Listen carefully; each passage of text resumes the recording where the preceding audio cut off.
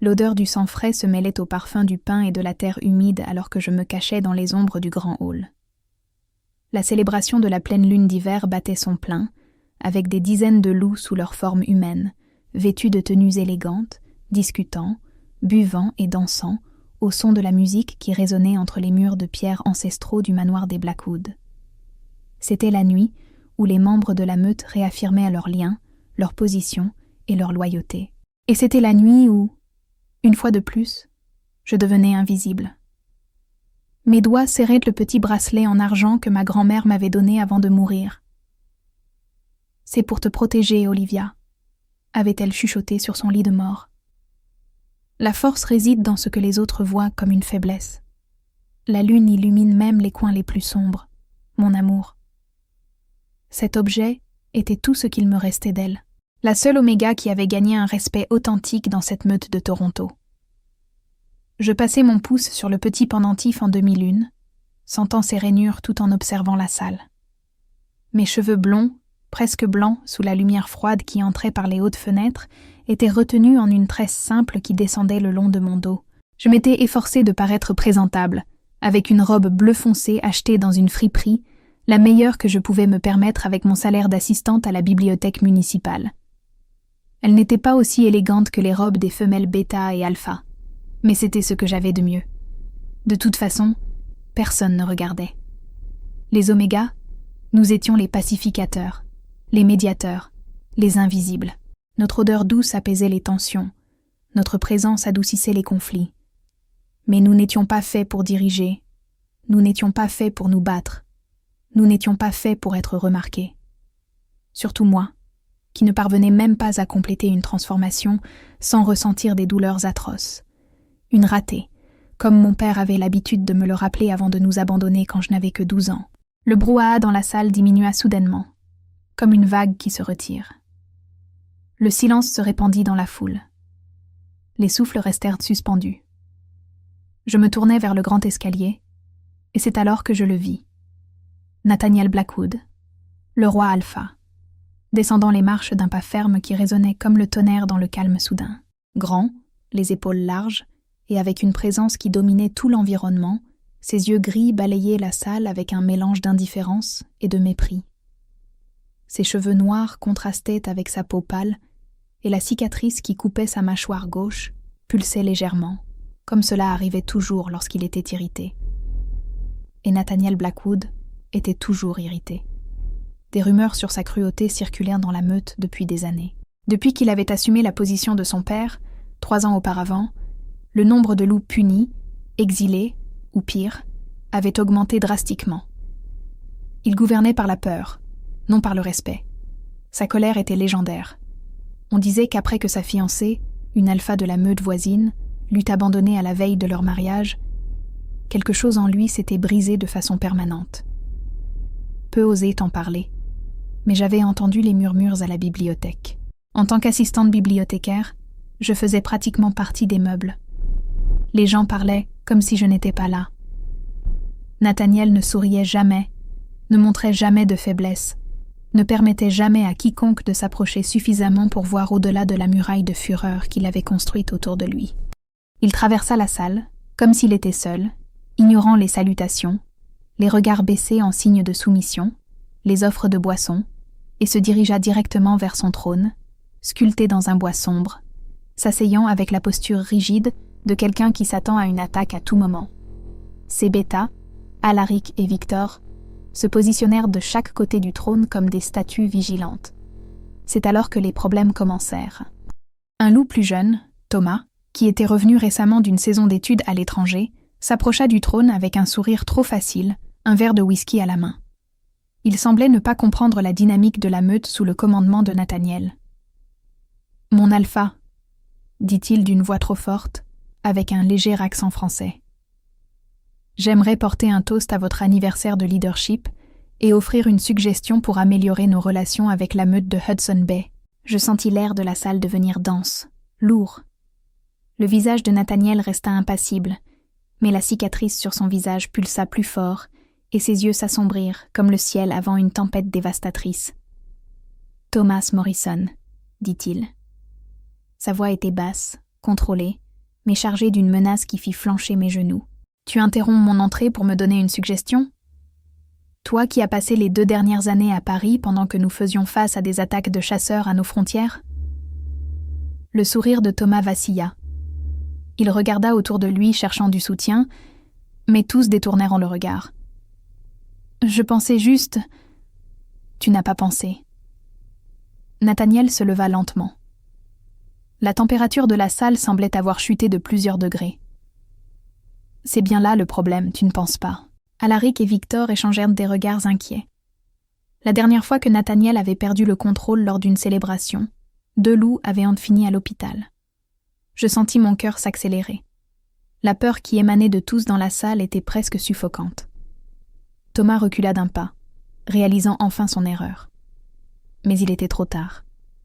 Nathaniel avançait déjà, ses mouvements fluides comme ceux d'un prédateur. La salle entière retint son souffle. Ce fut l'instinct pur. Je ne sais pas l'expliquer autrement.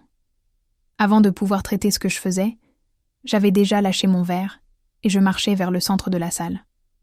Ma grand-mère disait toujours que nous, les Omégas, avions une connexion plus profonde avec nos instincts, même si nous étions physiquement plus faibles. Je m'arrêtai entre Nathaniel et Thomas. L'alpha me regarda comme si j'étais un meuble qui avait surgi inopinément sur son chemin. Pendant un instant, il sembla confus. Cette expression de quelqu'un qui essaie de se rappeler où il a vu une personne auparavant, mais n'arrive pas à localiser le souvenir. « Mon alpha », dis-je, ma voix tremblant légèrement. La lune est particulièrement brillante aujourd'hui. Elle nous rappelle que même dans les nuits les plus sombres, la lumière est là pour nous guider. C'était une vieille expression des Omégas de la meute, presque oubliée de nos jours. Je vis les yeux de certaines des femelles les plus âgées s'écarquiller devant l'audace de mes mots. L'expression de Nathaniel se durcit. « Qui es-tu pour te mettre en travers de mon chemin ?» Je sentis le sol trembler sous ses pieds. Son énergie d'alpha émanait en ondes oppressantes, donnant à mon loup intérieur l'envie de se recroqueviller, de se soumettre, de fuir, mais quelque chose de plus profond me maintint ferme. « Olivia Bennett, Seigneur, de la famille Bennett, une Oméga, » dit-il, comme s'il prononçait quelque chose de désagréable. Ses yeux parcoururent ma robe simple, mes cheveux sans ornement. Et qu'est-ce qu'une Oméga pense pouvoir faire contre un alpha ? J'entendis des murmures parcourir la salle. Elle est morte, la pauvre. Si jeune, elle a toujours été étrange. Je déglutis difficilement, mais maintins mon regard dans le sien, bien que chaque partie de mon être m'implorât de baisser la tête en soumission. Rien, mon alpha. Je ne suis pas là pour me battre. J'étendis ma main lentement, comme si je m'approchais d'un animal sauvage. Je suis là pour rappeler que la lune brille pour nous tous, également. Et alors, je fis quelque chose que personne n'avait fait depuis des années. Je touchai le bras de Nathaniel Blackwood. Ce fut comme toucher un fil électrique dénudé. Un courant parcourut mon corps entier, faisant hurler mon loup intérieur en reconnaissance de quelque chose que mon esprit humain ne comprenait pas. Nathaniel se figea. Ses yeux fixés sur le point où mes doigts touchaient la manche de son costume noir. La pulsation de sa cicatrice diminua visiblement. La salle entière semblait avoir cessé de respirer. Personne ne bougeait. Même la musique avait cessé. Lentement, très lentement, la tension dans les épaules de Nathaniel sembla diminuer. Ses yeux, auparavant orageux, rencontrèrent les miens, bleus comme un lac de montagne selon ce que ma mère avait l'habitude de dire. Pendant un instant, juste un bref instant, quelque chose au-delà de la colère y passa. Confusion, reconnaissance, je ne saurais le dire. Sa voix, quand il parla enfin, était différente, plus basse, moins tranchante. « Qu'as-tu fait de moi, Oméga ?»« Rien que la lune n'ait fait d'abord, mon alpha, » répondis-je sans savoir d'où venait ce courage. Nathaniel regarda Thomas, qui semblait sur le point de s'évanouir. « Tu es dispensé, Morrison. Demain, nous discuterons de ta place dans cette meute. » La menace était toujours là, mais la fureur meurtrière avait disparu. Thomas murmura des remerciements incohérents et disparut dans la foule plus vite qu'un chiot poursuivant sa queue. Consciente que je touchais toujours le bras de l'alpha, je retirai ma main et fis un pas en arrière, me préparant à retourner vers mes ombres familières. Mais avant que je ne puisse m'éloigner, la main de Nathaniel saisit mon poignet, non pas avec violence, mais avec une fermeté qui ne laissait aucun doute sur son intention. « Reste » ordonna-t-il, bien que ses yeux montrassent une expression presque aussi surprise que la mienne face à son propre ordre. Et ainsi, sous les regards atterrés de toute la meute de Blackwood Falls, je fus conduite jusqu'à une place à côté du trône du roi Alpha, l'homme que personne ne parvenait à calmer, l'homme qui maintenant refusait de me laisser partir. La musique reprit de manière hésitante, comme si les musiciens ne savaient pas s'ils avaient la permission de jouer. Nathaniel fit un geste impatient de sa main libre, et les notes gagnèrent en confiance. Peu à peu, la célébration reprit son rythme, bien que les regards continuassent d'être tournés vers nous, ou plutôt vers moi, l'oméga insignifiante, désormais assise à la droite du trône du roi Alpha. Nathaniel m'avait positionné sur une chaise plus petite, plus ornée, que Victor avait rapidement apportée. Le bêta me lança un regard de curiosité, mêlé à quelque chose qui ressemblait presque à de l'espoir. Alaric, en revanche, m'étudiait avec une méfiance explicite, ses yeux bruns ne quittant jamais mes mouvements. « Tu n'appartiens pas à la lignée principale des Bennett ?» affirma Nathaniel, non pas comme une question. Sa voix était plus basse maintenant, dirigée uniquement vers moi, alors qu'il observait la meute reprendre prudemment la célébration. Les Bennett que j'ai connus étaient tous des bêtas. Ma mère était une Bennett, expliquai-je en essayant de contrôler le tremblement de mes mains. Elle a épousé un oméga de la meute Stone, au nord. C'était inhabituel. Inhabituel, répéta-t-il, goûtant le mot comme s'il s'agissait d'une boisson au goût douteux. Ton père était l'oméga, donc ? J'acquiesçai, sentant le serrement familier dans ma poitrine quand je pensais à mon père. Il nous a quittés après que ma transformation se soit révélée déficiente. Nathaniel se tourna pour me faire face complètement, son intérêt soudainement aiguisé. Déficiente comment ? Je déglutis difficilement. Ce n'était pas quelque chose dont j'étais fière, encore moins quelque chose que je voulais discuter avec l'alpha le plus craint de 3 provinces. Je ne parviens pas à compléter la transformation, confessai-je en gardant la voix basse.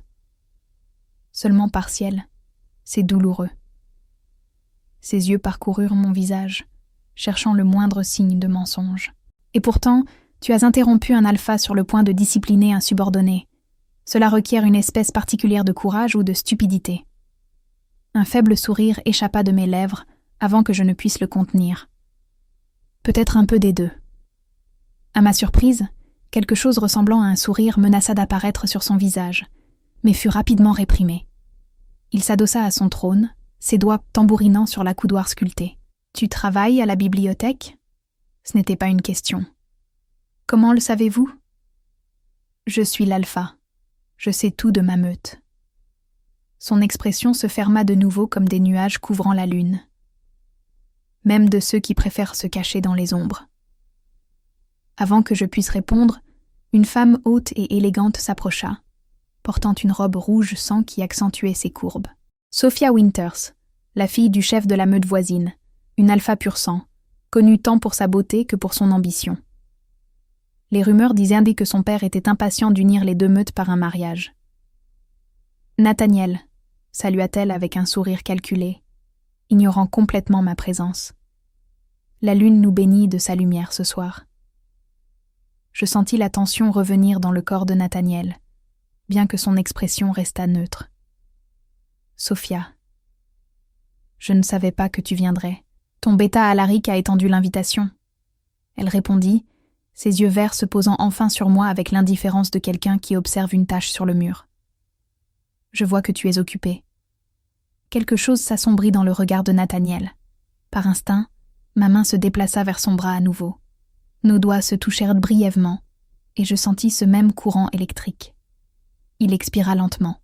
« Voici Olivia Bennett, » dit-il à mon grand étonnement. « Oh, elle est sous ma protection ce soir. » Les yeux de Sophia se plissèrent légèrement.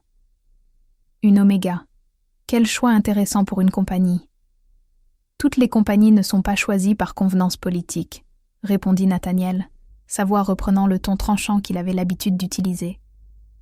Sophia leva le menton, mais maintint son sourire diplomatique. Certainement. Si tu me le permets, j'aimerais discuter de la question des chasseurs qui se sont approchés de la frontière entre nos terres. Mon père croit qu'une patrouille conjointe serait bénéfique. Demain, coupa Nathaniel. Ce soir est une célébration, n'est-ce pas? Avec un léger signe de tête, Sophia recula avant de se tourner. Ses yeux rencontrèrent les miens une fois de plus. La menace y était claire comme du cristal. Je luttai contre l'impulsion de me recroqueviller. « Ne la laisse pas t'intimider », dit Nathaniel après que Sophia se fut éloignée. « Elle fait ça avec tout le monde. »« Elle est une alpha », répondis-je presque dans un murmure. « C'est dans sa nature d'intimider les omégas comme moi. »« La nature n'est pas le destin, » dit-il, me surprenant à nouveau. Autrement, je serais exactement comme mon père. La mention de Magnus Blackwood envoya un frisson le long de mon échine. L'ancien alpha avait été cruel au-delà de l'entendement, son règne marqué par le sang et la peur. Nathaniel était craint, oui, mais il n'avait pas atteint les extrêmes de son père. Du moins pas à ma connaissance. « Vous n'aimez pas parler de lui, » observai-je. « Personne n'aime parler de lui. » Nathaniel regarda quelque chose au-delà de mon épaule, son regard perdu dans des souvenirs que je ne pouvais qu'imaginer, spécialement ceux qui portaient à ses cicatrices. Instinctivement, mon regard fut attiré vers la marque sur son visage. Il le remarqua, et sa mâchoire se crispa. « Non, celle-ci, » clarifia-t-il, sa voix si basse que je dus me pencher pour entendre. « Celle-ci fut un cadeau d'un ours dans les montagnes du Nord. Ses cicatrices à lui ne sont pas visibles. » Sans réfléchir, je parlais. « Certaines des pires cicatrices ne le sont jamais. » Ses yeux rencontrèrent les miens, et pendant un instant, j'y vis quelque chose de vulnérable, comme une fissure dans un mur de pierre. Un instant plus tard, cela avait disparu. La célébration continua autour de nous. Les danseurs tournoyaient, les loups discutaient et buvaient, feignant que rien d'inhabituel ne se passait, bien que je susse que chaque conversation tournait probablement autour de l'oméga inconnu, aux côtés du roi Alpha. « Pourquoi me gardez-vous ici ?» demandai-je finalement, rassemblant mon courage. Il m'étudia pendant un long moment. « Parce que quand tu m'as touché, la colère a diminué. Elle est toujours là, tu sais, comme un feu de forêt qui ne s'éteint jamais complètement, brûlant toujours, consumant tout. Mais quand tu m'as touché, elle s'est arrêtée. » Il semblait avoir du mal à trouver les mots. C'était comme la pluie après des mois de sécheresse. Je sentis mon cœur s'accélérer. Ce qu'il décrivait était rare, presque mythique. Les omégas avaient une capacité naturelle à apaiser, oui, mais pas de cette façon. Pas avec un simple toucher, et certainement pas avec un alpha aussi puissant. « Cela n'a pas de sens, » murmurai-je.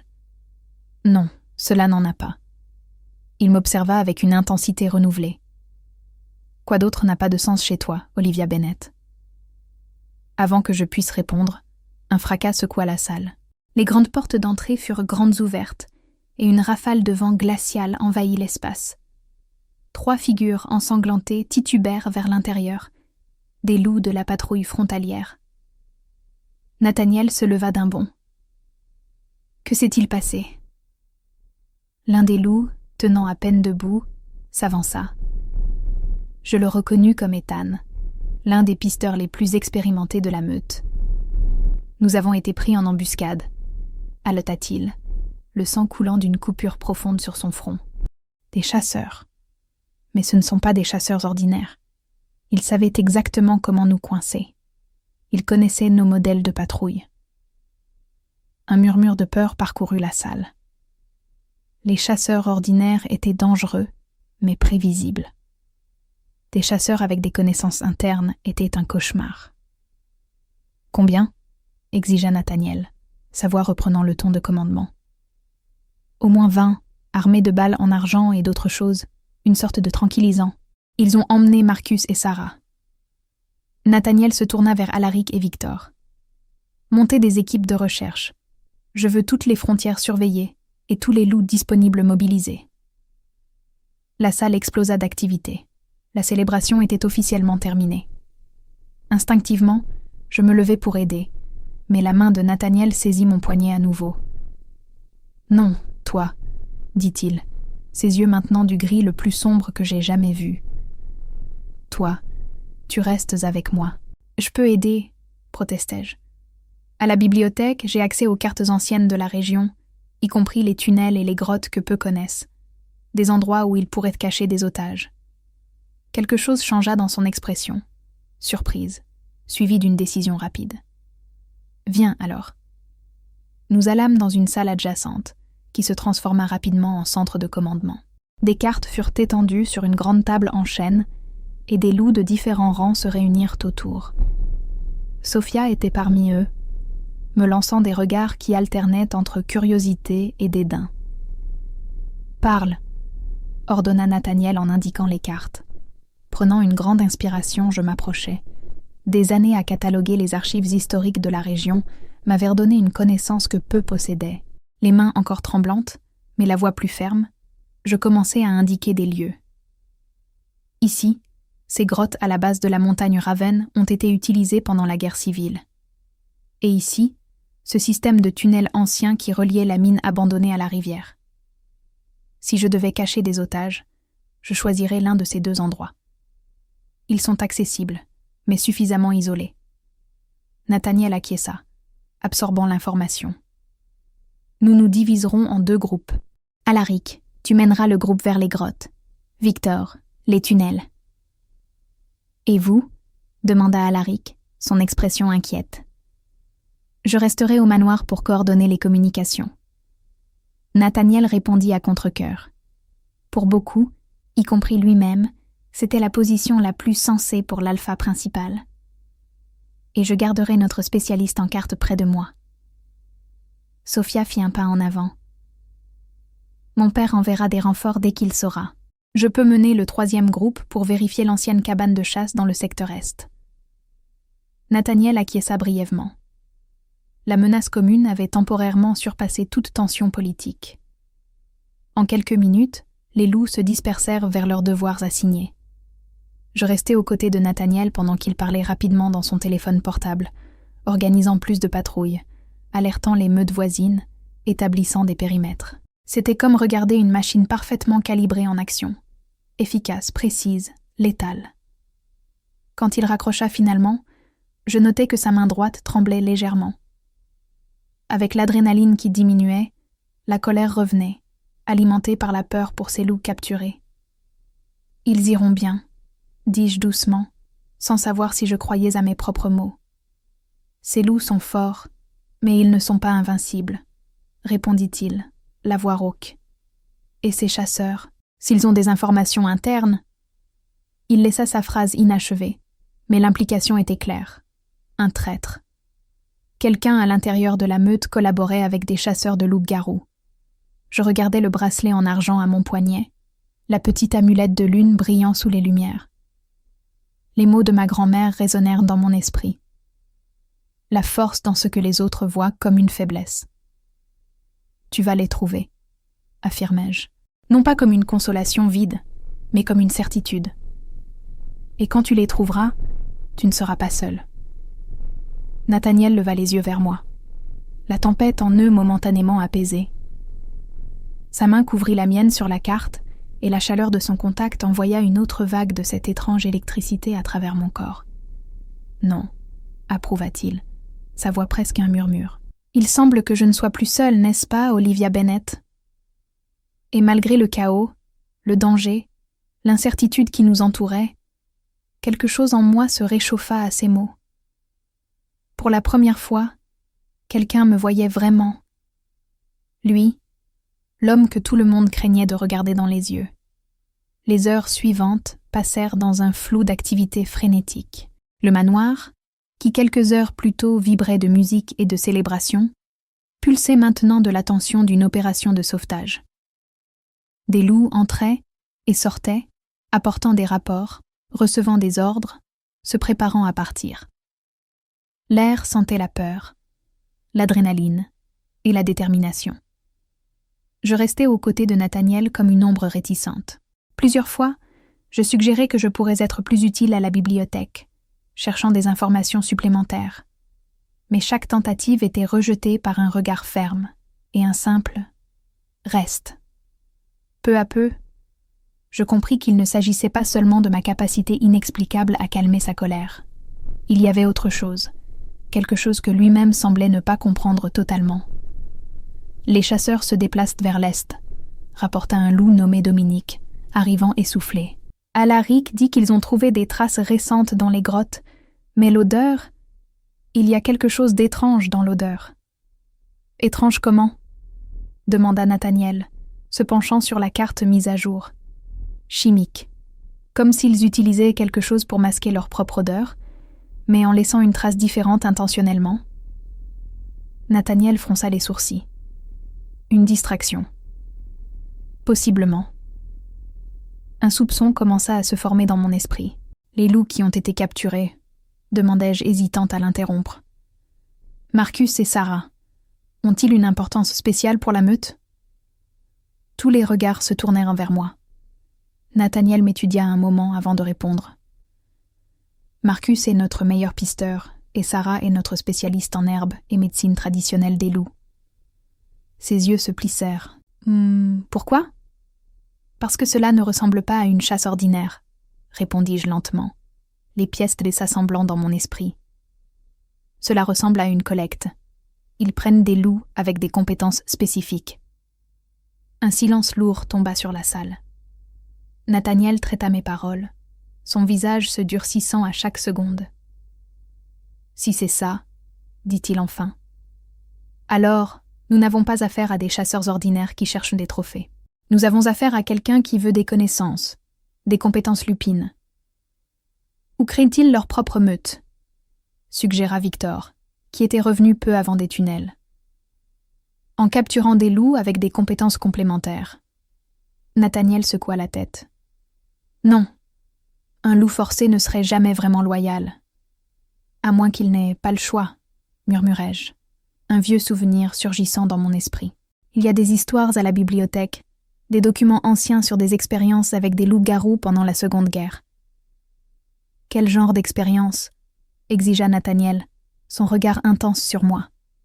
Je déglutis difficilement. Contrôle mental. Des substances chimiques qui suppriment le libre arbitre mais maintiennent les compétences intactes. C'était appelé le protocole Lune Noire. Le nom causa un frisson visible chez plusieurs loups plus âgés dans la salle. Victor pâlit. Nous pensions que ces registres avaient été détruits, dit-il en regardant Nathaniel. Ton père a garanti qu'il l'était. Un muscle pulsa dans la mâchoire de Nathaniel. Mon père a garanti beaucoup de choses qui n'étaient pas vraies. Les documents sont dans la section restreinte de la bibliothèque, expliquai-je. Ils ont été mal catalogués, probablement exprès. Je les ai trouvés par accident en réorganisant l'archive. Et tu les as lus ? Affirma Nathaniel, non comme une accusation, mais avec une nouvelle appréciation dans ses yeux. J'acquiesçai. Le savoir ne doit jamais être enterré, seulement contrôlé. Une lueur de quelque chose ressemblant à du respect passa dans ses yeux. Dominique, redirige Alaric vers les tunnels. Victor, envoie des renforts à la cabane de chasse où Sophia vérifie. Si nous avons affaire au protocole Lune Noire, nous devons les trouver vite. Il se tourna vers moi. Tu viens avec moi. Nous allons à la bibliothèque. Nous sortîmes du manoir dans son SUV noir, coupant la nuit glaciale à toute vitesse. La neige commençait à tomber, de petits flocons dansant sous les phares du véhicule. Assise à côté de lui sur le siège passager, je sentais son parfum. Pain, terre et quelque chose de plus sauvage, de plus primitif. Comment une oméga rejetée en sait-elle autant sur des protocoles secrets et des tunnels anciens ? Demanda-t-il finalement, brisant le silence tendu. Les livres ne se soucient pas de savoir si vous êtes oméga, bêta ou alpha, répondis-je en observant la forêt dense passer par la fenêtre. Et quand les gens vous traitent comme un meuble, vous entendez des choses que vous ne devriez pas. On apprend à prêter attention. Tu as été traité comme un meuble. Je haussai les épaules. C'est le destin des omégas dans la plupart des meutes, surtout ceux avec des défauts. Ses mains serrèrent le volant. Ce mot ne l'utilise plus. Je le regardais avec surprise. Quel mot? Défaut. Tu n'es pas défectueuse. Il y avait une certitude dans sa voix qui me prit au dépourvu. Différente peut-être, unique certainement, mais pas défectueuse. Une chaleur étrange se répandit dans ma poitrine. Qu'est-ce que vous savez sur le fait d'être différent? Vous êtes un alpha, l'alpha. Il garda les yeux sur la route sombre, mais ses lèvres se courbèrent en un sourire amer. Tu penses que je ne sais pas ce que c'est d'être jugé pour quelque chose qu'on ne peut pas contrôler? La cicatrice sur son visage semblait plus proéminente dans la faible lueur du tableau de bord. Il y avait plus d'histoire là qu'une simple rencontre avec un ours. Je réalisais. La douleur. La fureur. Chuchotai-je, comprenant enfin. Vous ne parvenez pas à la contrôler. Nathaniel acquiesça légèrement. C'est comme une entité séparée.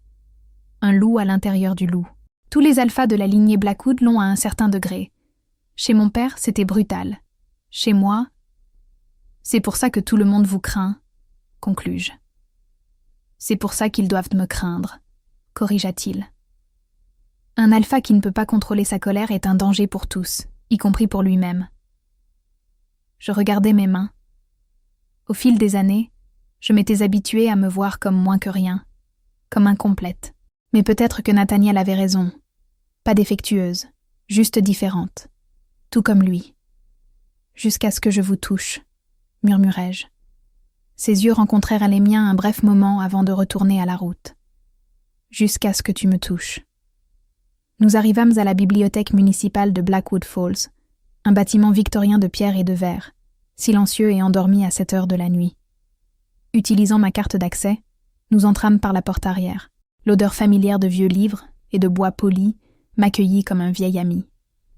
Par ici, indiquai-je, le guidant à travers les couloirs sombres jusqu'à la section restreinte au sous-sol. L'espace était accessible uniquement aux employés, protégé par une porte en métal avec serrure électronique. Je tapai le code et nous entrâmes dans un monde de connaissances interdites et oubliées. « Comment as-tu obtenu l'accès à ça ?» demanda Nathaniel, observant les étagères de documents anciens et de tomes reliés en cuir. Je suis l'assistante de la bibliothécaire en chef depuis 5 ans. Elle me fait confiance pour cataloguer et préserver tout cela. Je fis une pause, cherchant la bonne étagère. Et elle n'a aucune idée de ce qu'elle garde réellement ici. Je localisai le dossier que je cherchais. Une boîte en bois apparemment ordinaire, étiquetée comme « Registres agricoles 1941-1945 ». Je l'ouvris avec précaution, révélant une collection de documents jaunis et de photographies en noir et blanc qui n'avaient rien à voir avec l'agriculture. « Ici », dis-je en posant les dossiers sur une table de lecture. Le protocole Lune Noire. Nathaniel examina les documents avec un mélange de répulsion et de fascination. Des pages de notes détaillées sur des expériences sur des loups-garous capturés, des formules chimiques, des rapports de progrès et des photographies terribles, inhumaines, de loups à divers stades de transformation, contenus dans des cellules, les yeux vides et obéissants. C'est... Il ne parvint pas à terminer. Monstrueux, complétai-je. Mais c'est aussi la clé pour comprendre ce à quoi nous faisons face maintenant. Je pointai une section spécifique des documents. Ici, la formule de base requérait 3 composants essentiels. Du sang d'un pisteur alpha pour l'odorat amélioré, de la sève de la plante lunaire que seuls les guérisseurs savent localiser, et... J'hésitais. Et, pressa Nathaniel, du sang d'oméga pendant la pleine lune pour stabiliser la formule et permettre le contrôle mental sans détruire le loup intérieur. Nathaniel leva les yeux des documents pour me dévisager. Aujourd'hui, c'est la pleine lune. Un frisson parcourut mon échine. Marcus, le pisteur. Sarah, la guérisseuse aux herbes. Et ils essaieront de capturer un oméga ce soir, conclut Nathaniel, sa voix basse et dangereuse. Comme pour répondre à ces paroles, un fracas secoua le bâtiment. L'alarme de la bibliothèque commença à sonner, stridente et insistante. Nathaniel se plaça instinctivement devant moi, son corps tendu comme la corde d'un arc. « Ils ne sont pas après n'importe quel oméga, » murmura-t-il, ses yeux brillants de la luminescence argentée du loup intérieur. « Ils sont après toi. » Avant que je puisse répondre, la porte de la section restreinte fut arrachée de ses gonds. 3 hommes vêtus de noir avancèrent, brandissant des armes avec une précision qui dénonçait un entraînement militaire. Ce n'étaient pas des chasseurs ordinaires, c'était un des professionnels. « Reste derrière moi », ordonna Nathaniel, sa voix changeant déjà pour le grondement profond de la transformation partielle. « Ne tirez pas sur l'alpha », ordonna l'un des hommes. « Seulement l'oméga. Balle tranquillisante, pas d'argent. » Nathaniel grogna, un son primitif et menaçant qui résonna dans le sous-sol. Ses yeux brillaient maintenant comme des phares argentés dans la pénombre, et ses mains s'étaient transformées en griffes létales. « Vous ne l'emmènerez pas », déclara-t-il, sa voix déformée par le changement. « Pas tant que je respirerai. »« Cela peut s'arranger », répondit le chef froidement, ajustant son arme. Tout se passa très vite. Nathaniel se lança contre les envahisseurs au moment même où ils tirèrent. J'entendis le sifflement des balles coupant l'air, leur impact contre les étagères, les livres, les murs. Je vis Nathaniel abattre 2 des hommes avec une vitesse surnaturelle, ses griffes déchirant l'équipement et la chair. Le 3e homme, cependant, s'était déplacé sur le côté, contournant l'attaque de Nathaniel. Son arme pointait directement sur moi. Ce fut l'instinct pur. Une fois de plus, j'attrapai le premier objet lourd que je trouvais, un vieux tome relié en cuir, et le jetai contre le tireur. La distraction fut suffisante pour qu'il manque son tir, la seringue tranquillisante se logeant dans l'étagère derrière moi. Nathaniel profita du moment pour attaquer le 3e envahisseur, le projetant contre le mur avec une force suffisante pour fissurer le béton. L'homme glissa jusqu'au sol, inconscient, ou pire. La salle devint silencieuse, excepté le son de notre respiration haletante et l'alarme lointaine. Nathaniel se tourna vers moi, encore partiellement transformé, du sang coulant de ses griffes. « Tu es blessé ?» demanda-t-il, sa voix encore rauque à cause de la transformation. Je secouai la tête, incapable de parler. La peur m'avait finalement rattrapé, faisant flancher mes genoux. Avant que je puisse tomber, Nathaniel était à mes côtés, ses bras, redevenus humains, me soutenant. « Comment nous ont-ils trouvés si vite ?»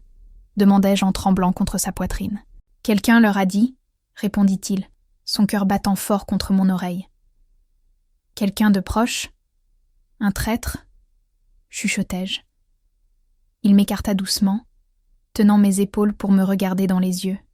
« Nous devons partir d'ici. Ils enverront des renforts quand ils réaliseront que l'équipe a échoué. » « Où allons-nous » Un léger sourire toucha ses lèvres. Au dernier endroit où il chercherait, la tanière du loup. Nous sortîmes de la bibliothèque par l'arrière, évitant les lumières des lampadaires et nous maintenant dans les ombres. La neige tombait plus intensément maintenant, créant un manteau blanc qui amortissait nos pas et rendait notre vision difficile. Nathaniel maintenait un bras protecteur autour de moi alors que nous nous déplacions rapidement vers le SUV. « Nous ne pouvons pas utiliser la voiture », dit-il soudainement, s'arrêtant. « Ils l'ont probablement déjà localisée. Nous devons y aller à pied. »« À pied ?» répétai-je, regardant la forêt dense qui encerclait la ville. « Jusqu'à une cabane », expliqua-t-il, nous guidant déjà vers la lisière des arbres. Un endroit que même mon père ne connaissait pas, à environ 5 kilomètres au nord, sur les pentes de la montagne. La forêt nous engloutit, ses ombres profondes offrant un étrange réconfort pour des créatures comme nous, nées de la lune et de l'obscurité. La nuit était une alliée. Nathaniel se déplaçait avec la confiance de celui qui connaissait chaque centimètre du territoire, et je le suivais du mieux que je pouvais, reconnaissante pour la neige qui étouffait le son de nos pas. « Comment vas-tu » demanda-t-il après près d'1 heure de marche silencieuse, ses yeux examinant mon visage pâle. « Je survis », répondis-je en essayant de sourire, malgré le froid qui mordait mon visage et mes mains. Ma robe de soirée n'était pas adaptée pour une excursion nocturne à travers la forêt pendant une tempête de neige. Sans rien dire, Nathaniel enleva son manteau et le plaça sur mes épaules. La chaleur de son corps imprégnait encore le tissu et son odeur m'enveloppa comme une étreinte. « Mais tu vas geler », protestai-je faiblement. « Les alphas ont une température corporelle plus élevée », répondit-il simplement. « Et je suis plus résistant au froid. » Je n'argumentai pas. La vérité est que le manteau faisait une différence considérable et mes dents avaient cessé de claquer. Nous marchâmes encore quelques minutes jusqu'à ce qu'une question qui me tourmentait depuis la bibliothèque s'échappe enfin. Pourquoi moi ? Pourquoi auraient-ils besoin de mon sang spécifiquement ? Il y a d'autres omégas dans la meute. Nathaniel garda les yeux sur le chemin devant nous. « Tu ne réalises vraiment pas, n'est-ce pas ?» ?»« Réaliser quoi ?» Il s'arrêta, se tournant pour me faire face complètement. Des flocons de neige s'accumulaient dans ses cheveux sombres, créant un contraste surréaliste. « Tu n'es pas une oméga ordinaire, Olivia. Ce qui s'est passé ce soir quand tu m'as touchée, cela ne devrait pas être possible. Aucun oméga n'a jamais calmé la fureur d'un Blackwood auparavant. » Je sentis un froid qui n'avait rien à voir avec la neige. Qu'est-ce que cela signifie ? Cela signifie qu'il y a quelque chose de spécial en toi, quelque chose qu'ils ont remarqué avant même nous. Sa main toucha mon visage doucement, enlevant un flocon de neige de ma joue. Et s'il recrée le protocole Lune Noire, un oméga avec tes capacités serait inestimable. L'implication de ces mots me frappa comme un coup physique. Il pourrait contrôler même des alphas, murmurai-je horrifié. Des alphas comme toi, Nathaniel acquiesça sombrement. C'est pour ça que nous devons découvrir qui est derrière tout ça, et nous devons le faire vite avant qu'ils ne parviennent à compléter le protocole. Nous reprîmes notre voyage, maintenant encore plus urgent. La tempête avait augmenté, réduisant notre visibilité à quelques mètres. Le vent hurlait entre les arbres comme un loup blessé. Après une demi-heure supplémentaire de marche ardue, nous aperçûmes le contour d'une petite structure presque cachée entre de grands pins. La cabane était rustique, construite en bois sombre qui se camouflait dans la nuit. Aucune lumière ne venait de l'intérieur. Aucun signe d'occupation. Nathaniel me guida jusqu'à la porte, retirant une clé d'une cachette sous une pierre spécifique. « Personne ne connaît cet endroit ?» demandai-je alors qu'il ouvrait la porte. « Seulement Victor », répondit-il, me permettant d'entrer en premier. « C'est lui qui l'a construite il y a des années, quand nous avons réalisé que mon père empirait. C'était censé être mon refuge, au cas où les choses deviendraient insupportables. » L'intérieur était simple, mais accueillant. Une salle principale avec une cheminée, une petite cuisine et ce qui semblait être une chambre au fond. Nathaniel ferma la porte derrière nous et commença immédiatement à travailler sur la cheminée, allumant un feu qui crépita bientôt joyeusement, répandant lumière et chaleur dans la pièce. « Il y a des provisions non périssables dans le garde-manger, » dit-il en indiquant la cuisine. « Et le générateur diesel devrait avoir assez de carburant pour quelques heures d'électricité, si nous en avons besoin. » J'acquiesçai, traitant encore le fait que j'étais seule dans une cabane isolée avec l'alpha le plus craint de 3 provinces. Un homme que jusqu'à quelques heures auparavant je connaissais à peine, au-delà des histoires chuchotées sur sa cruauté. Comme s'il lisait mes pensées, Nathaniel s'éloigna légèrement, me donnant de l'espace. « Tu es en sécurité ici, Olivia. Avec moi, je le promets. » Quelque chose dans la sincérité de sa voix fit rater un battement à mon cœur. « Je sais, » répondis-je, nous surprenant tous les deux. Il me regarda pendant un long moment, ses yeux gris reflétant les flammes de la cheminée. Puis, abruptement, il se tourna vers la fenêtre, vérifiant la zone extérieure. « Nous devons contacter Victor et Alaric, » dit-il, retirant un téléphone portable de sa poche. « Mais il n'y a pas de signal ici. Il y a une radio d'urgence dans le tiroir près de la cheminée. » Je trouvai la radio où il l'avait indiquée et la lui tendis. Nathaniel ajusta quelques réglages avant de parler. « Victor, tu me reçois ?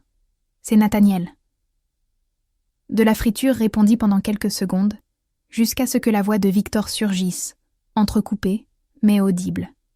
« Nathaniel, grâce à la lune, où es-tu ? » La bibliothèque a été attaquée et nous allons bien. Nathaniel l'interrompit. « Olivia et moi sommes en sécurité. Qu'est-il arrivé aux otages ? » Plus de friture. Trouver Sarah, blessée mais vivante. Marcus toujours disparu. Sophia a disparu aussi. Nathaniel et moi échangeâmes des regards inquiets. Répète, Victor. Sophia a disparu. Après avoir vérifié la cabane, n'est pas revenue. Nathaniel, nous pensons qu'elle pourrait... La transmission échoua, engloutie par la friture. Nathaniel ajusta la radio, mais ne parvint pas à récupérer le signal. La tempête, murmura-t-il, posant la radio de côté.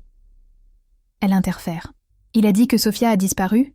Demandai-je, une pensée perturbante commençant à se former.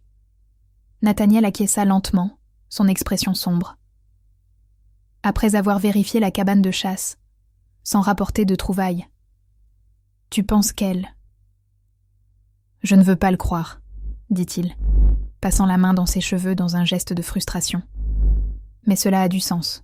Elle aurait accès à des informations sur les patrouilles, des connaissances sur nos procédures, et il y a toujours eu des tensions entre nos meutes. Mais pourquoi s'allierait-elle à des chasseurs ? Ils sont les ennemis de tous les loups. Nathaniel se déplaça vers la petite cuisine, cherchant quelque chose dans l'un des placards. Il revint avec une bouteille de whisky et 2 verres. « Politique », répondit-il finalement, servant la boisson. Son père veut étendre le territoire. J'ai refusé ses propositions d'alliance et son accord de mariage. J'acceptai le verre qu'il m'offrit, le liquide brûlant agréablement alors qu'il descendait dans ma gorge. Il a offert Sophia comme épouse 3 fois. Un sourire amer toucha ses lèvres. La dernière fois, c'était il y a 2 mois. Il a dit qu'il n'y avait qu'une seule manière de garantir la paix entre nos meutes. Et tu as refusé. Se marier par alliance politique est une vieille tradition, dit-il, buvant une gorgée de son whisky. Mon père aurait accepté sans hésiter, mais je... Tu n'es pas ton père, complétai-je doucement. Ses yeux rencontrèrent les miens, quelque chose de vulnérable en eux. Non, je ne le suis pas, bien que beaucoup croient le contraire. Un silence confortable tomba entre nous, rempli seulement par le crépitement de la cheminée et le hurlement lointain du vent. Dehors, la tempête augmentait, transformant la forêt en un monde blanc et inhospitalier. « Nous devons nous reposer », dit Nathaniel finalement. « Demain matin, quand la tempête diminuera, nous essaierons la radio à nouveau et nous formulerons un plan. » J'acceptai, soudainement consciente de la fatigue qui pesait sur mes os. L'adrénaline de l'attaque à la bibliothèque avait diminué, me laissant épuisée. « Tu peux utiliser le lit », continua-t-il en indiquant la chambre. « Je resterai ici, je monterai la garde. »« Non », protestai-je. « Tu as aussi besoin de te reposer. Le lit est probablement assez grand pour que nous le partagions. » Les derniers mots sortirent comme un murmure hésitant. Nathaniel me regarda intensément, comme s'il essayait de lire mes pensées. « Tu es sûr ?» J'acquiesçai, incapable d'expliquer l'étrange confiance que je ressentais pour lui, malgré tout ce que j'avais entendu, malgré le danger qui nous entourait. Il y avait quelque chose entre nous, quelque chose qui transcendait les explications rationnelles. Comme le toucher qui avait calmé sa fureur, comme l'électricité qui parcourait ma peau chaque fois que nous étions proches. La chambre était simple. Un lit double avec un matelas ferme, couvert de couvertures en laine, une commode ancienne et une petite fenêtre qui montrait maintenant seulement le blanc de la tempête. Nathaniel alluma une lampe à huile, baignant l'environnement d'une lumière dorée et tremblotante. « Il y a quelques vêtements dans la commode, » dit-il, semblant soudainement mal à l'aise. « T-shirt, survêtements. Rien de très élégant, mais plus confortable qu'une robe de soirée. » Je souris faiblement. « Merci. » Il acquiesça et se tourna pour sortir, me donnant de l'intimité pour me changer. Je trouvai un t-shirt gris trop grand pour moi et un pantalon de survêtement que je dus plier plusieurs fois aux jambes et à la taille. Quand j'eus terminé, je le rappelai. Nathaniel revint, ayant déjà troqué son costume déchiré pour des vêtements plus confortables, un pantalon de survêtement sombre et un t-shirt simple qui mettait en valeur les muscles de ses épaules et de ses bras. Nous nous couchâmes côte à côte dans le lit, un espace respectueux entre nous. Malgré la fatigue, Je me sentais hyper attentive à chaque mouvement, à chaque respiration de sa part. La proximité était à la fois réconfortante et électrisante. « Demain va être une journée difficile », dit-il doucement dans la pénombre. « Si Sophia est vraiment impliquée avec les chasseurs et s'ils recréent le protocole Lune Noire, nous les arrêterons, » affirmai-je avec une confiance que je ne me connaissais pas. Il tourna la tête pour me regarder, ses yeux brillants dans la lumière faible. « Comment peux-tu être si sûr ?» Je souris légèrement. « Parce que maintenant, ils ne traitent pas seulement avec un alpha furieux. Ils traitent avec un alpha furieux, qui protège quelque chose qu'ils valorisent. » Un sourire lent, le premier authentique que j'ai jamais vu sur son visage, courba ses lèvres. « Et qu'est-ce que ce serait, Olivia Bennett ?» Mon cœur s'accéléra. Sa meute. Ses loups. Je fis une pause, rassemblant mon courage. Et peut-être une oméga qui, d'une certaine manière, parvient à calmer la tempête à l'intérieur de toi. Sa main trouva la mienne sur la couverture, nos doigts s'entrelaçant comme s'ils allaient ensemble depuis toujours. « Ce n'est pas seulement ça, » chuchota-t-il. « C'est quelque chose de plus.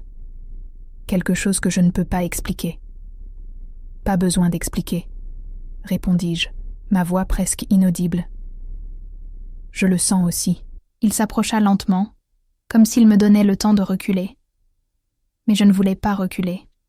Quand ses lèvres touchèrent les miennes, douces et hésitantes, ce fut comme si toutes les pièces d'un puzzle s'assemblaient enfin. L'électricité que j'avais sentie à son contact parcourait maintenant tout mon corps, intense et enivrante. Le baiser s'approfondit, des années de solitude et de rejet se dissolvant entre nous. Ses mains trouvèrent mon visage, le tenant comme si j'étais quelque chose de précieux et fragile. Quand nous nous séparâmes enfin, tous deux haletants, je vis quelque chose dans ses yeux que je n'aurais jamais imaginé voir. Vulnérabilité, désir et quelque chose de plus profond, quelque chose qui me fit trembler. « Depuis le moment où tu m'as touché, » murmura-t-il, ses doigts traçant le contour de mon visage. Quelque chose a changé, comme si une partie de moi qui était endormie s'était enfin réveillée. Je souris, permettant à mes doigts de toucher sa cicatrice légèrement.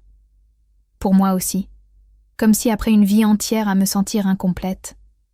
Enfin complète, compléta-t-il. Nous acquiesçâmes en silence, comprenant sans mots ce qui se passait. Les anciens appelaient cela la reconnaissance, quand un loup trouve son vrai compagnon, son autre moitié.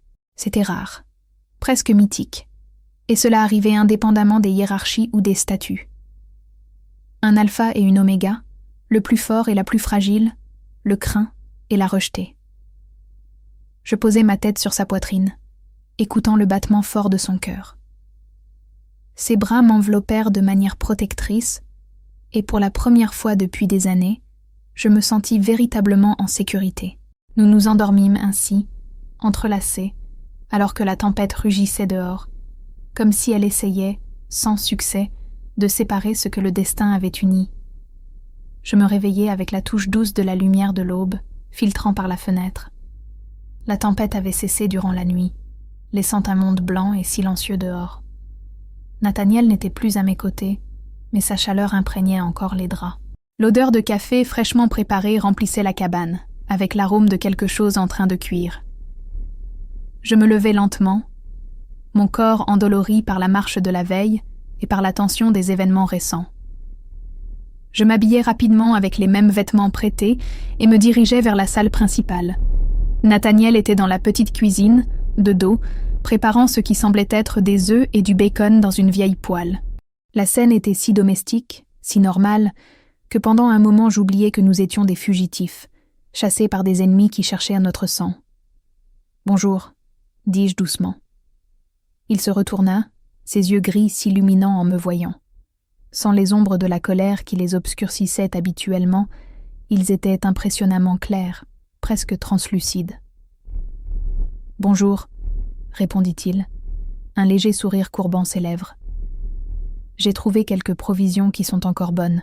J'ai pensé que nous pourrions avoir besoin d'énergie pour ce qui nous attend. » Je m'approchai, sentant une nouvelle timidité entre nous. L'intimité de la nuit précédente planait dans l'air, non mentionnée mais impossible à ignorer. Il servit du café dans 2 tasses en métal, m'en tendant une. « La radio a fonctionné ?» demandai-je après la première gorgée réconfortante. Son expression s'assombrit légèrement. « Oui, j'ai parlé à Victor il y a environ 1 heure. La situation est compliquée. Ils ont trouvé Marcus inconscient près de la frontière sud, avec des marques d'aiguilles sur le bras. Ils ont extrait son sang mais l'ont laissé vivant. Donc ils ont déjà 2 des 3 composants, murmurai-je, sentant un frisson parcourir mon échine. Il ne manque que toi, compléta Nathaniel, ses yeux fixés dans les miens. Et il y a plus. Un des chasseurs capturés a confessé. Sophia est définitivement impliquée, mais elle n'est pas le cerveau. Elle travaille pour quelqu'un d'autre. Qui ? Nathaniel mit les œufs et le bacon dans 2 assiettes, sa mâchoire tendue. Mon oncle Elias Blackwood. Le nom me glaça le sang. Elias Blackwood, le frère cadet de Magnus, avait disparu des années auparavant après avoir tenté, sans succès, de contester le leadership de son frère. Des rumeurs disaient que Magnus l'avait exilé, ou pire. « Il est vivant, apparemment », répondit Nathaniel sombrement, s'asseyant à table avec moi. « Et il a nourri une haine contre notre lignée pendant des décennies. D'après le chasseur, il prévoit d'utiliser le protocole Lune Noire pour créer une armée de loups contrôlés mentalement, en commençant par la meute Blackwood. Mais pourquoi Sophia s'allierait-elle à lui ? Qu'est-ce qu'elle y gagne ? Nathaniel poussa son assiette sur le côté, son appétit apparemment diminué. Le pouvoir. Elias lui a promis le contrôle sur les meutes unifiées, avec lui opérant en coulisses. Une reine marionnette pour un roi dans l'ombre. La révélation était aussi monstrueuse que prévisible. Ambition et vengeance, les motivations les plus anciennes de l'histoire. Qu'a dit Victor sur leur plan ? Où opère-t-il ? Dans l'ancienne propriété de chasse des Winters, à la frontière entre nos territoires. Victor a envoyé des loups pour vérifier, mais ils ont trouvé l'endroit vide, à l'exception d'équipements médicaux et de formules chimiques. Elias et Sophia ont bougé. « Vers où ?» demandai-je, sentant la peur s'installer à nouveau dans ma poitrine. Les yeux de Nathaniel rencontrèrent les miens, sombres comme la tempête de la veille. Vers le seul endroit où ils pourraient compléter le rituel sous la pleine lune, tout en maintenant l'avantage territorial. Le pic lunaire. Le pic lunaire était une formation rocheuse ancienne au centre exact de la forêt, un terrain neutre considéré comme sacré par toutes les meutes de la région. Sa localisation élevée le rendait parfait pour les rituels sous la lune, et sa neutralité signifiait qu'aucune meute ne pouvait revendiquer une juridiction exclusive sur lui. La pleine lune a encore de l'influence aujourd'hui et ce soir, observai-je. Même si elle n'est pas à son apogée comme hier. Exactement. C'est leur dernière chance ce mois-ci. Nathaniel se leva, commençant à réunir des équipements d'une boîte près de la cheminée. Victor et Alaric réunissent tous les loups loyaux. Nous allons nous retrouver à 1 kilomètre du pic à midi. Je viens avec toi, déclarai-je en me levant aussi. Nathaniel s'arrêta, se tournant pour me faire face. Tu es exactement celle qu'ils veulent, Olivia. Ce serait plus sûr si tu restais ici. Plus sûr pour qui ? Défiai-je. S'ils complètent le protocole, personne ne sera en sécurité. Et en plus, j'hésitais, cherchant les bons mots. J'ai aussi une meute à protéger maintenant. Pour la première fois de ma vie, j'ai un endroit auquel j'appartiens. Je ne vais pas me cacher pendant que vous vous battez. Une lueur de fierté illumina ses yeux. Il s'approcha, touchant mon visage avec une douceur qui contrastait avec sa force physique. « Tu ne te vois vraiment pas clairement, n'est-ce pas ? La courage que tu as. La force. » « Ce n'est pas du courage quand on protège ceux qu'on aime, » répondis-je doucement. Quelque chose changea dans son expression. Une vulnérabilité. Une surprise. Comme s'il n'était pas habitué à entendre ce mot. Amour. Peut-être que personne n'avait vraiment aimé Nathaniel Blackwood avant, en voyant au-delà de la colère, de la réputation, des cicatrices qu'il portait. « Olivia ?» commença-t-il, sa voix plus douce que je ne l'avais jamais entendue. « Ce qui se passe entre nous, c'est la reconnaissance, complétai-je. Je sais. Il acquiesça. Ces dernières années, j'ai cru que je serais seul pour toujours, que la fureur en moi éloignerait quiconque s'approcherait. Et puis tu es apparu, avec ton courage tranquille et ta capacité à voir au-delà des apparences. Et toi, tu m'as vu quand personne d'autre ne me voyait, répondis-je, sentant des larmes inattendues dans les yeux. L'alpha craint et l'oméga rejeté. Qui l'aurait cru? Son sourire illumina la chambre plus que le soleil du matin. Peut-être que le destin a le sens de l'ironie, après tout. Nos fronts se touchèrent. Un moment d'intimité parfaite au milieu du chaos qui nous attendait. Puis nous nous écartâmes, revenant à la réalité urgente qui exigeait notre attention. « Nous allons avoir besoin d'armes, » dit Nathaniel, retournant au coffre d'équipement. « Et d'un plan. » En quelques heures, nous étions prêts.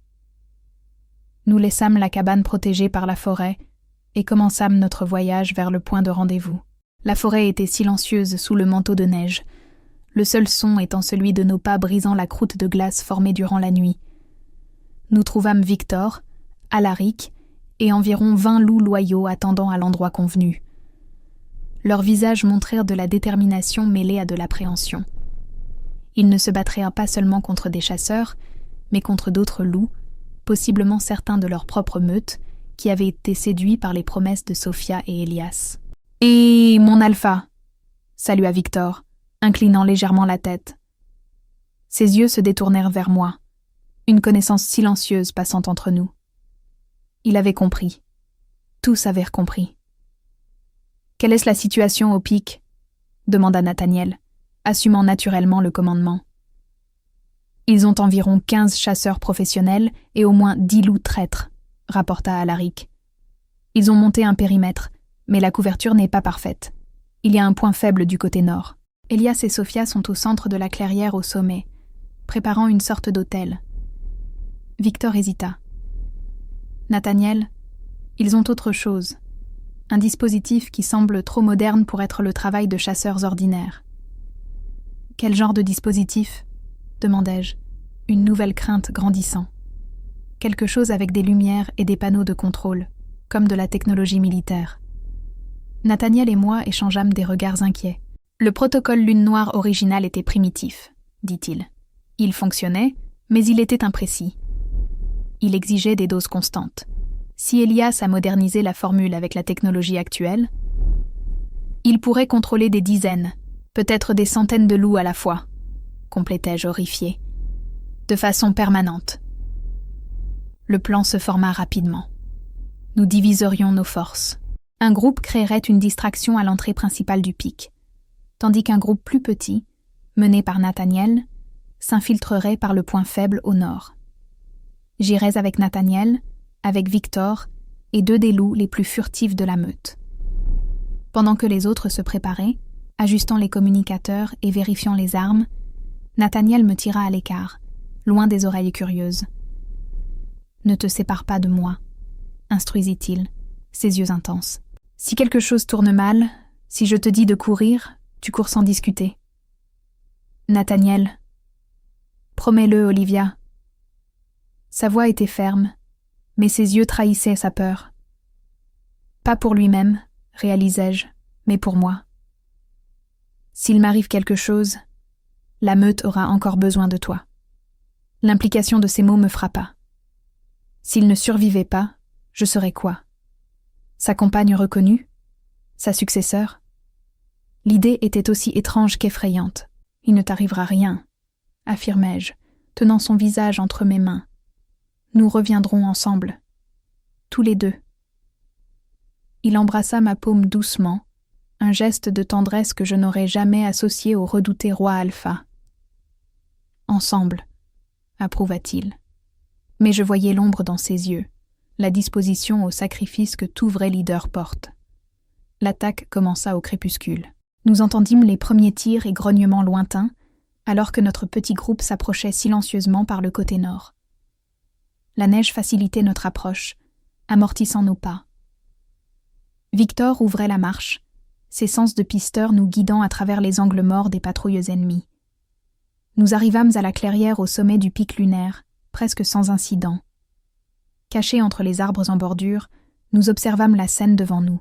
Au centre de la clairière circulaire, un autel de pierre ancienne avait été modifié avec des équipements modernes. Des lumières clignotaient sur des panneaux de contrôle connectés à des tubes et récipients contenant des liquides aux couleurs étranges. Sophia était là, vêtue de rouge sang, supervisant les préparatifs finaux. Et à ses côtés, un homme qui ne pouvait être qu'Elias Blackwood. La ressemblance avec Magnus était perturbante, bien qu'Elias semblât plus maigre, plus astucieux, ses yeux brillants d'une intelligence cruelle qui était encore plus effrayante que la brutalité directe de son frère. Une cicatrice brutale coupait son visage de l'œil gauche jusqu'au menton. Sans doute un cadeau d'adieu de Magnus quand il l'avait exilé. « Attendons que la distraction attire plus de garde », chuchota Nathaniel. « Quand le périmètre sera plus faible, nous attaquerons. » Nous convînmes silencieusement. Les minutes s'étirèrent, tendues et interminables. Les sons de la bataille à l'entrée principale du pic s'intensifièrent. Alaric remplissait sa part, maintenant l'attention des ennemis dirigée loin de nous. Finalement, plusieurs des gardes dans la clairière furent appelés pour renforcer la défense principale, laissant seulement 4 hommes armés protégeant Elias et Sophia. « Maintenant », ordonna Nathaniel. Nous nous déplaçâmes rapidement, chacun avec sa cible désignée. Victor et les 2 autres loups attaquèrent les gardes tandis que Nathaniel et moi avancions directement vers l'autel. La surprise joua en notre faveur. 2 gardes tombèrent, avant même de réaliser ce qui se passait. Sophia fut la première à nous remarquer. Ses yeux verts s'écarquillèrent de choc avant de se plisser de fureur. « Toi ?» siffla-t-elle, regardant directement vers moi. Elias se tourna calmement, comme si notre arrivée n'était pas une surprise. Un sourire froid toucha ses lèvres quand il vit Nathaniel. « Neveu », salua-t-il, sa voix douce comme du velours empoisonné. « Tu as la fâcheuse habitude de ton père d'apparaître là où tu n'es pas le bienvenu. Tu as la fâcheuse habitude de trahir ta propre espèce, oncle, » répondit Nathaniel, sa posture tendue comme celle d'un prédateur prêt à attaquer. Elias rit, un son sans joie. « Trahir ? Je sauve notre espèce. Je la rends plus forte, plus unie sous un seul leader. » Ses yeux froids se tournèrent vers moi. La fameuse Oméga qui calme la bête. Fascinant. Tu seras une addition précieuse à ma collection. Elle n'est pas une chose pour ta collection, grogna Nathaniel, sa colère pulsant comme une chose vivante. Non, approuva Elias facilement. Elle est la clé de tout ceci. Il fit un geste vers le dispositif à côté de lui. Tu sais, le protocole original était primitif. Il fonctionnait, mais temporairement. Avec les modifications que j'ai faites, et avec le sang spécial d'une Oméga vraiment unique, ses yeux brillèrent d'une convoitise maladive. Je pourrais contrôler non seulement quelques loups, mais des meutes entières, de façon permanente. Alors qu'il parlait, il atteignit subtilement une petite télécommande dans sa poche. Avant que nous puissions réagir, une cage métallique surgit du sol autour de nous, nous emprisonnant. Des barreaux en argent, l'étau au toucher pour tout loup-garou. Tellement prévisible, ronronna Sophia, s'approchant de la cage avec un sourire triomphant. Vous pensiez vraiment que nous ne vous attendrions pas ? Victor et les autres loups avaient été similairement capturés, chacun dans des cages individuelles. Le piège avait été parfait. La véritable attaque n'a même pas encore commencé, continua Elias sur le ton de la conversation, ajustant quelques contrôles sur le dispositif. Tes loups loyaux là-bas se battent contre des ombres. Les vrais chasseurs sont positionnés pour les embusquer dès que je donnerai le signal. Le désespoir menaça de me consumer. Nous avions échoué avant même de commencer. Je regardais Nathaniel, m'attendant à voir la défaite dans ses yeux. Au lieu de cela, je vis un calme étrange, presque surnaturel. Il ne montrait ni colère, ni peur, seulement de la concentration. « Tu as oublié une chose, oncle, » dit Nathaniel doucement. « Et qu'est-ce que ce serait ?» demanda Elias, amusé. « Tu as peut-être modernisé le protocole, mais tu as toujours besoin de 3 éléments. Sang de pisteur, sève de plante lunaire. » Nathaniel fit une pause, ses yeux rencontrant les miens. Et 100 d'oméga sous la lumière de la pleine lune. Quelle coïncidence, intervint Sophia, pointant le ciel où la lune commençait à surgir entre les nuages. Nous avons une oméga et une lune. Oui, approuva Nathaniel, mais vous ne comprenez pas ce que cela signifie réellement. Avant qu'Elias puisse répondre, Nathaniel fit quelque chose d'impensable. Il étendit la main à travers les barreaux de la cage, saisissant l'un d'eux directement. L'odeur de chair brûlée remplit l'air alors que l'argent réagissait avec sa peau, mais au lieu de reculer, il serra plus fort. « Nathaniel, non !» criai-je, essayant de le tirer en arrière. Mais il y avait un but dans son apparent acte d'autoflagellation. La douleur extrême déclencha quelque chose en lui, quelque chose de primordial, sauvage. La fureur des Blackwood dans toute sa terrible gloire. Ses yeux changèrent non seulement pour l'argenté de la transformation normale, mais pour un rouge ardent que je n'avais jamais vu auparavant. Des veines sombres se répandirent sur son visage, tandis qu'un grognement qui semblait venir des profondeurs de la terre émanait de sa poitrine. Avec une force qui défiait l'entendement, il arracha les barreaux d'argent comme s'ils étaient faits de papier. Sa peau brûlait et se régénérait simultanément, le pouvoir de sa fureur surpassant même le poison de l'argent. Elias recula, la peur rompant enfin sa façade de contrôle. Impossible. Aucun loup ne peut toucher l'argent et survivre. Je ne suis pas n'importe quel loup, grogna Nathaniel, sa voix déformée par la transformation partielle. Je suis un Blackwood, le dernier, et contrairement à mon père, j'ai appris à contrôler la fureur, pas à être contrôlé par elle. Ses yeux se tournèrent brièvement vers moi, et je compris. D'une certaine manière, le lien entre nous, la reconnaissance, lui avait donné non seulement la paix, mais le contrôle. La colère était toujours là, puissante et terrible, mais maintenant elle était son outil, pas son maître. Dans un mouvement trop rapide pour être suivi, Nathaniel attaqua. Elias tenta de se défendre, mais c'était comme un lapin affrontant un lion. En quelques secondes, il était immobilisé, les griffes de Nathaniel sur sa gorge. Sophia avança, une arme argentée à la main, mais j'étais déjà en mouvement.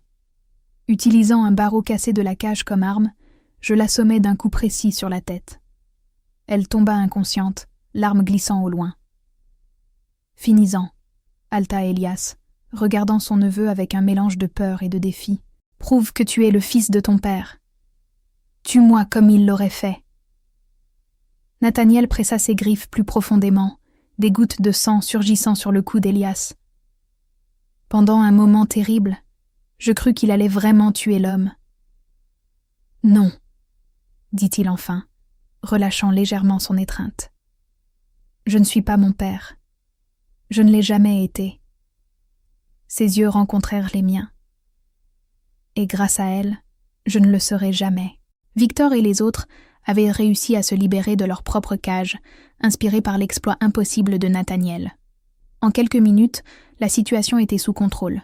Le dispositif fut désactivé et Elias et Sophia furent contenus avec des menottes spéciales qui bloquaient leur capacité lupine.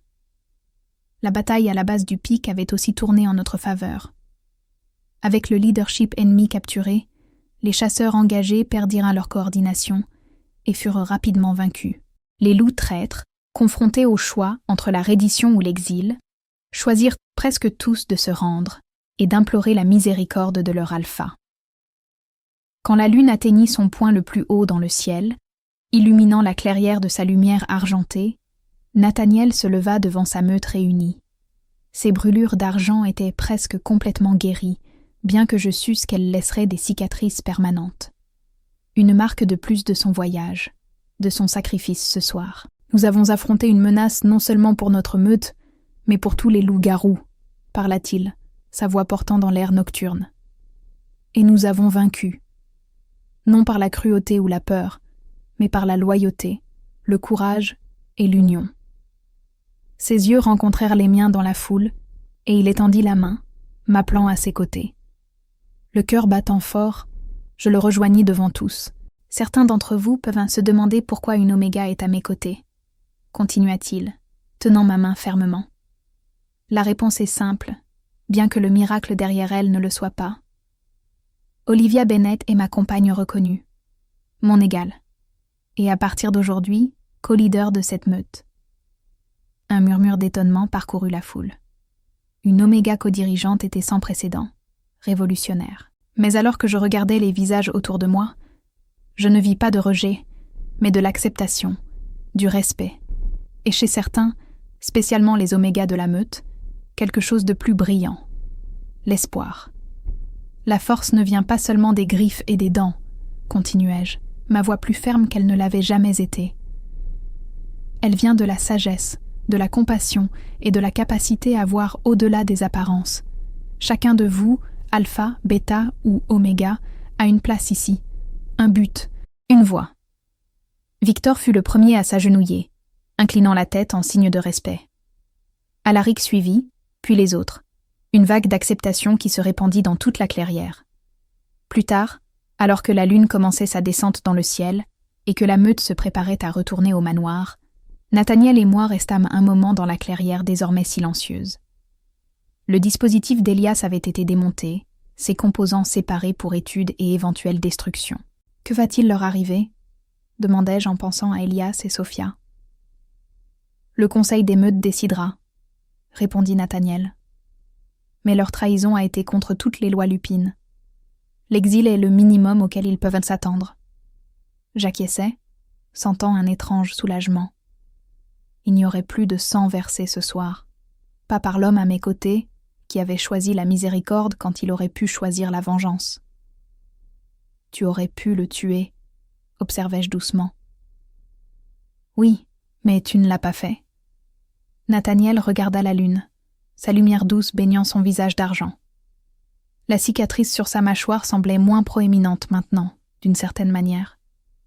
Ou peut-être étaient-ce simplement mes yeux qui le voyaient différemment.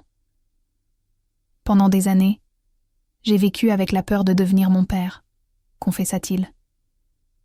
De peur que la fureur ne finisse par me consumer complètement, me transformant en le monstre qu'il était. Jusqu'à ce que tu me touches. Et pour la première fois, j'ai senti qu'il y avait une autre possibilité. J'entrelaçai mes doigts dans les siens, sentant ce même courant électrique, maintenant familier et réconfortant. La reconnaissance. Plus que ça. Il se tourna vers moi, ses yeux reflétant les étoiles. « Tu m'as vu, Olivia. Non pas le roi Alpha, non pas le fils de Magnus, non pas le monstre craint. Juste moi, imparfait, abîmé, mais encore capable de choisir un chemin différent. »« Et toi tu m'as vu ?» répondis-je, sentant des larmes de bonheur brûler mes yeux. L'Oméga rejetée, la fille des ombres, l'imparfaite. « Parfaite pour moi », chuchota-t-il, touchant mon visage avec révérence. « Mon égale en tout ce qui compte. » Sous la lumière argentée de la lune, nous scellâmes notre union par un baiser qui promettait un nouveau commencement, non seulement pour nous, mais pour toute la meute Blackwood. Une nouvelle ère où la force ne serait pas mesurée seulement par les dents et les griffes, mais par la compassion et la sagesse. Où les Omégas ne seraient plus des ombres, mais de la lumière. Et alors que nous marchions de retour vers notre peuple, main dans la main, je compris enfin les mots de ma grand-mère. Il y avait de la force dans ce que les autres voyaient comme une faiblesse. La lune illuminait même les coins les plus sombres.